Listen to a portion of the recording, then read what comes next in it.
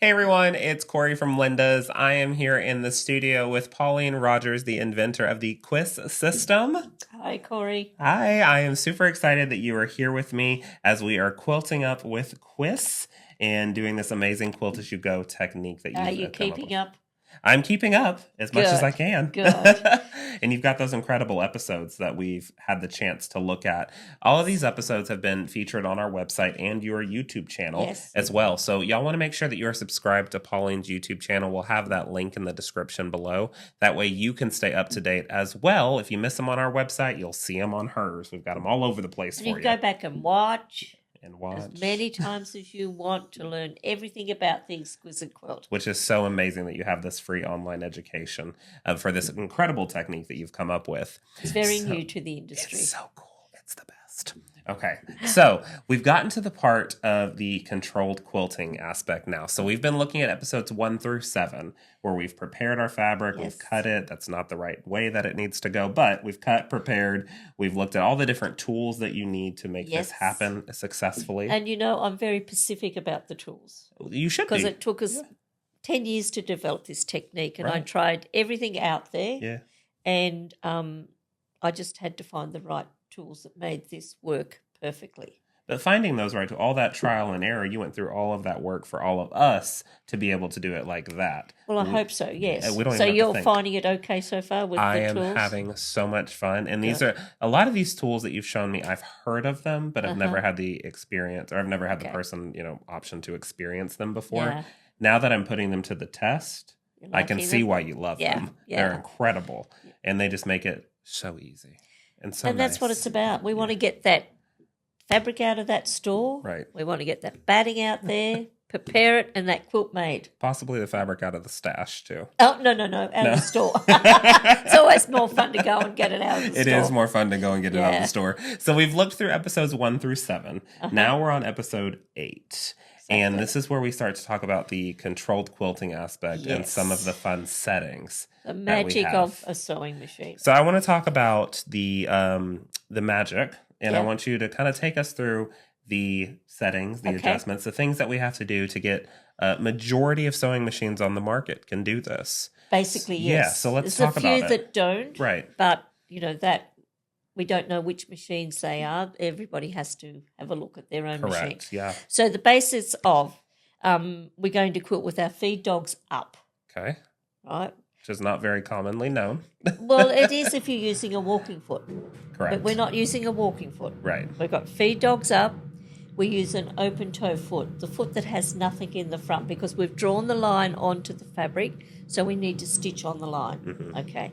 So we set the stitch length. Now you've got to work out what stitch length you would like to quilt with. I like to quilt with a 2.8 or a 3 stitch length on my machine. Okay. Your machine might be a bit different in the stitch length that it produces, so you work that out. Yeah. So in other words, we've set the machine up for normal sewing. Okay. Okay. And after I do my talks and everything on this, the most common question I ask is, you do have your feed dogs down, don't you? Yeah. No, feed dogs are up. I think that was the first question I asked you in Houston. I was like, "You've got those feed dogs down." You're like, "No." No, they're up. But if we're going to say, let's say we're going to use this block here that we have in front of us. If we're going to do these curves that you've drawn with the dot to dots, Right. if we leave our machine on the regular setting and we try to come around these curves, we're going to find our fabric's all going to bunch up. Right. Because we all know if we're going to stitch around a curve, it does bunch up and you've usually got to lift the pressure foot Right. or use your pivot device on your machine. Right. But what I do to quilt and allow you to quilt and everybody Yes. else is I get you to release the pressure off the sewing foot. We put the pressure foot down to start sewing. If we have full pressure, when we go around those corners, we're going to get the puckering. Correct. So we have to work out on individual machines how much pressure to take off for the depth of the curve that you're stitching. Right. So, for example, some machines, full pressure could be set at 10, Yeah. okay? Or it could be set at 5, it could be set at 6. Mine's set at 75. Oh, wow. That's just on my machine. Everyone's different, yeah. It's the same as, 75 would be the same as 6 on Right. some machines. Right. So we need to take enough pressure off so that we can stitch around this corner so our fabric's just sliding under the needle. Right. If you're on your top pressure 6, I'd probably say take yours down to 2. Okay. So now we're taking a lot of pressure off the fabric from the foot. Now we can move the fabric under the needle with so much ease. It's ridiculous. Yeah, so I want to take you to my machine. Okay. And when I was looking at my machine originally, I was playing with some of the settings that you had mentioned.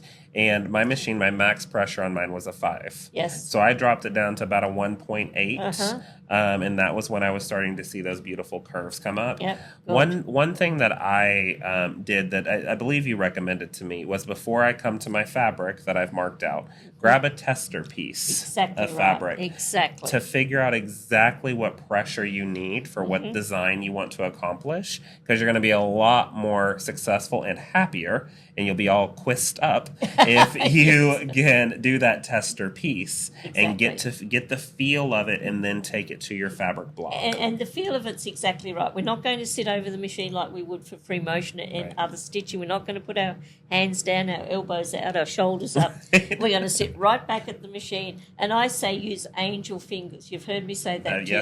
Yes. The lighter the fingers are on the fabric, like you can swivel it around under the needle and you can do the most beautifulest curves. Like feathers are so easy to stitch. They're so beautiful when they come together.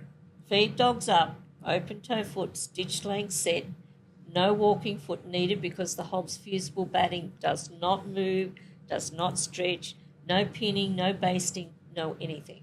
It just makes it so easy to do on your sit-down machine. We just have to learn what our machines do. And that device is on our machines to sew through bulk. Right.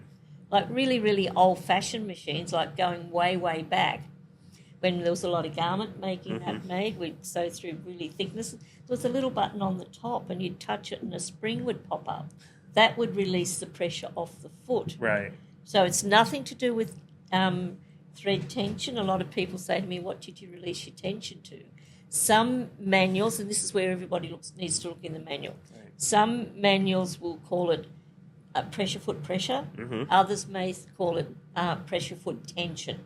So you've got to define which is the right terminology for your brand machine. Right, which I think is a great thing to think about. Always double check your machine manufacturer's manual. A lot of them can be found online these days if you're entering in your code. And in there's going to be that index and kind of breakdown of what these topics are. Exactly. So you can find exactly where it is on your machine. The majority of machines on the market that can do it, which is really, really great. So it's really good. Well, Pauline, thank you for seeing what Pleasure. I have been working on here. You're doing a great job. Quilting up with QISS, as you say. Yes, you are. And I can't wait for you to see what else we come up with.